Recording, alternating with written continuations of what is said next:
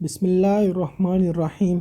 Malaysia نے پاکستان میں گاڑیوں کا پلانٹ لگانے کا اعلان کر دیا۔ پاکستان میں پروٹون کار انڈسٹری لگائی جائے گی۔ ملیشین وزیر اعظم نے کہا کہ ملیشیا نے غربت سے نکلنے کے لیے جاپان اور کوریا سے سبق حاصل کیا۔ اب ہم پاکستان میں پروٹون کار انڈسٹری لگانے جا رہے ہیں۔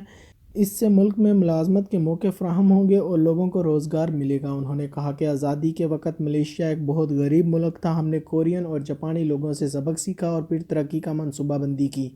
انہوں نے کہا کہ ملیشیا میں غربت کا خاتمہ صنعتوں کے قیام سے ہوا۔ ہمیں دونوں ممالک کی سرمایہ کاری کو بڑھانا ہوگا۔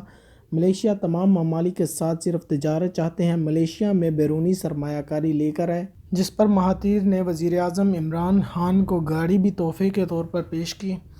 اس موقع پر وزیر اعظم پاکستان عمران خان نے کہا کہ مہاتیر کو پاکستان میں خوش آمدید کہتے ہیں۔ مہاتیر کا دورہ پاکستانی قابل فخر ہے۔ ہر پاکستانی مہاتیر کے کردار کی تعریف کر رہا ہے۔